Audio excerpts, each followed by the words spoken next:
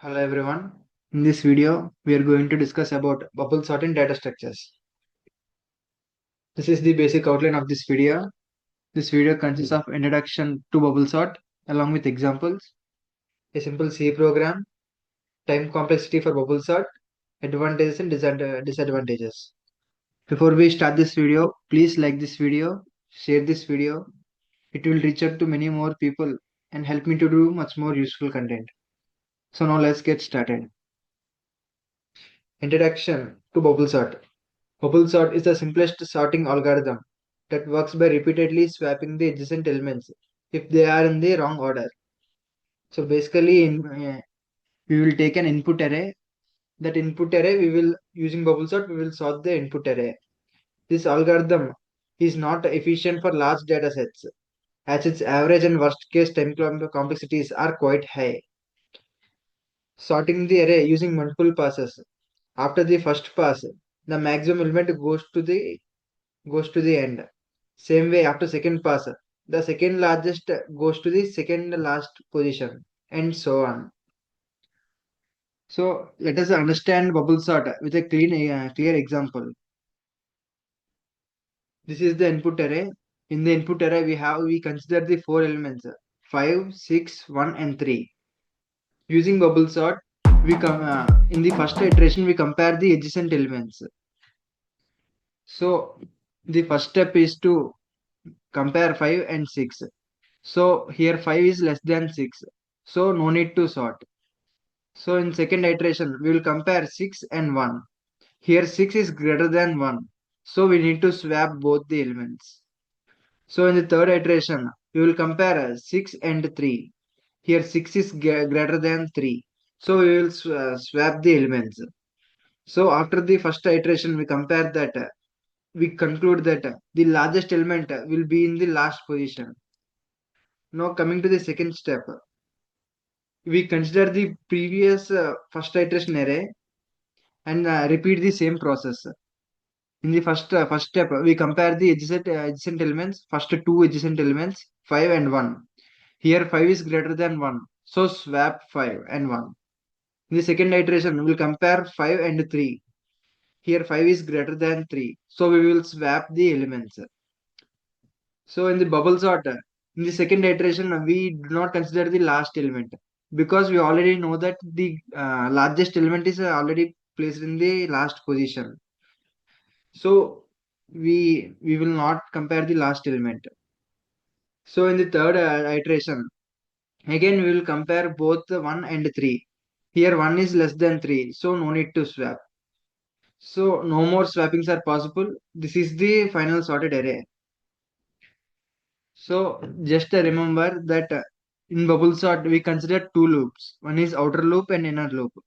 The outer loop has total n number of iterations, where n stands for the input size, whereas the inner loop has n minus I number of iteration, where n is the size of the array, I is the current outer loop iteration. So now let us execute the a simple C program for the bubble sort.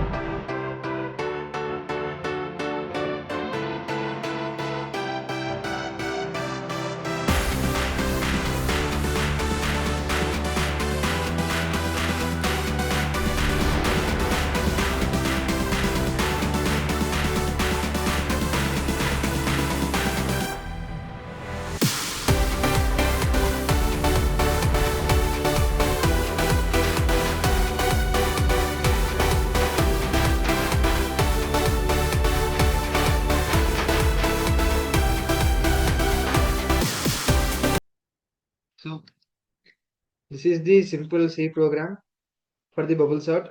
Let us execute another example. Let us consider 7 input elements. Enter the elements of an array. Let us execute 55, 55, 67, 89, 23, 467, 1, 2, 3, 4, 5, 6, and another element. So this is the sorted array. In this code, first we declare a n, where n is the size of an array. After that, we declare a array of n, a of n. This is the core logic of the bubble sort. As I said, it consists of two loops.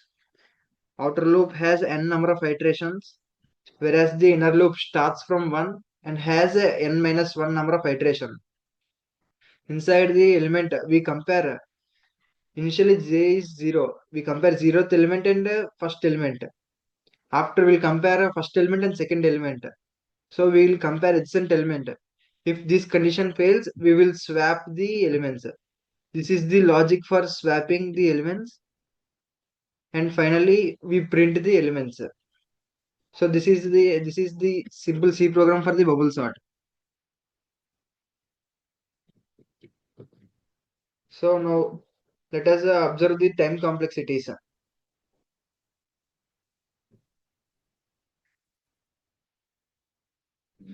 It consists of a total of 3 time complexities: best case, average case, and worst case.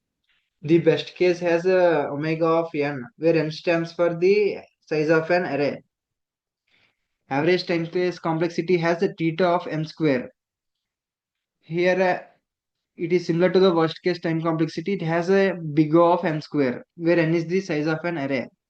For the large data sets, the time complexity keep on increasing. So this is about time complexities. Now let us look into the advantages and disadvantages of a bubble sort.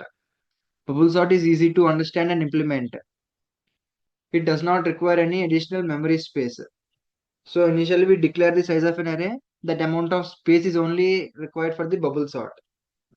It is a stable sorting algorithm, meaning that elements with the same key values maintain their relative order in the sorted output. So now let us look into the disadvantages. Bubble sort has a time complexity of a big of n square, which makes it very slow for large datasets. Bubble sort has almost no or limited real world applications. It's mostly used in academics to teach different ways of sorting. So we are using this bubble sort only for teaching purpose. The real implementation for the large datasets is very huge. So we use limitedly. There are different sorting algorithms like sort, quicksort, etc. They have better time complexities when compared to the bubble sort. So we are using in those sorting techniques in the real-time applications. So that's all about this video. Thank you for watching. Please like, share and subscribe this video. If you have any doubts or feedback, please comment below. Thank you.